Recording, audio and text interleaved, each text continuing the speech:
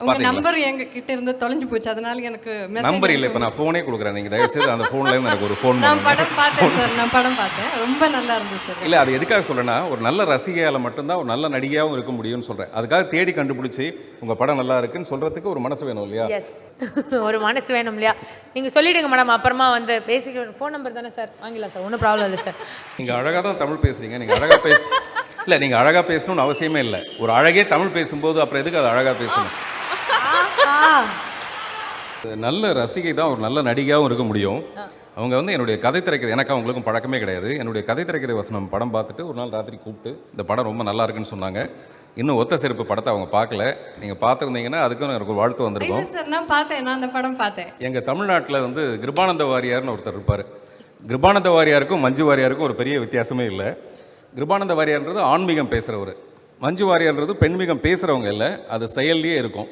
பெண்ணோட சக்தி என்ன, பெண்ணோட அழகு என்ன, அந்த அழகு எது வரைக்கும், உதாரணத்துக்கு அந்த கம்பி இருக்குல்ல, அது கம்பியாகவே இருந்தால் துருப்பிடிச்சு போயிடும். ஆனால் அந்த கம்பிக்குள்ளே ஒரு சின்னதாக ஒரு கரண்ட் இருந்துன்னு வச்சுங்களேன், அது கடைசி வரைக்கும் துருப்பிடிக்காது. அந்த மாதிரி பெண்ணாகவே இருந்துட்டா வயசாக வயசாக அழகு குறைஞ்சி எல்லாம் முடிஞ்சு போயிடும். ஆனால் அந்த பெண்ணுக்குள்ளே இருக்கிற ஆற்றலை அந்த கம்பிக்குள்ளே நுழைக்கிற மாதிரி தனக்குள்ளே எப்போல்லாம் அந்த பெண் செலுத்திக்கிறாளோ அப்போல்லாம் அந்த பெண் வந்து மஞ்சு வாரியார் மாதிரி ஆகிடுவாங்க.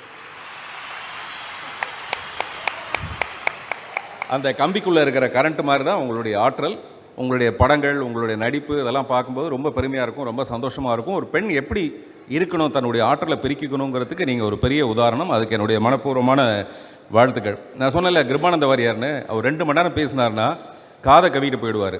ஆனால் 2 மணி நேரம் நீங்கள் ஸ்க்ரீனில் வந்தீங்கன்னு வச்சிங்களேன், மனசை கவிட்டு போயிடுவீங்க. அந்த மாதிரியான ஒரு நடிப்பு உங்களது. அசுரனுக்கு என்னப்பா பெண்பால் யாருக்கா தெரியுமா? அசுரனுக்கு என்ன பெண்பால்? அசுரி. அசுரி. அப்படி ஒரு நடிப்பு மஞ்சு வாரியருடைய நடிப்பு. வாழ்த்துக்கள். இப்போ நீங்கள் பேசலாம். ரொம்ப ரொம்ப சந்தோஷம் சார்.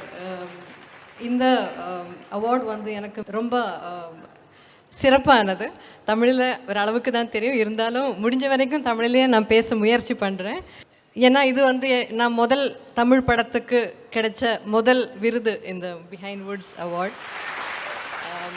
அது மட்டும் இல்லை, மலையாளத்துலேயும் ஒரு விருது, பெஸ்ட் ஆக்ட்ரஸ் அவார்டு கிடச்சிருக்கு. 2 மொழியில் ஒன்றா ஒரு விருது கிடைக்கிறது என் வாழ்க்கையிலே முதல் தடவை.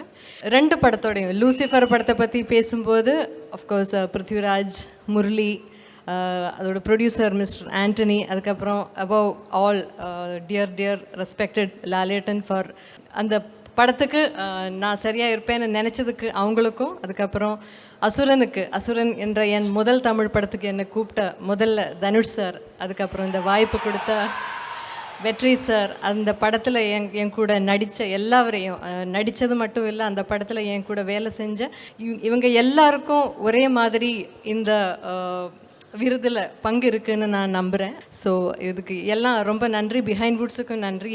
நான் மனசில் ரொம்ப மதிக்கிற, எனக்கு பிடிக்கிற நிறைய பேர், தென்னிந்தியன் சினிமா உலகத்தில் எனக்கு ரொம்ப பிடிச்ச நிறைய பேரை இங்கே பார்க்குறேன், முதல் தடவையாக பார்க்குறேன். அவங்க கூட எல்லாம் இந்த அவங்க முன்னாடி இந்த மேடையில் நிற்கிறதுக்கு இந்த வாய்ப்பு கிடைச்சதுக்கு ரொம்ப சந்தோஷம்.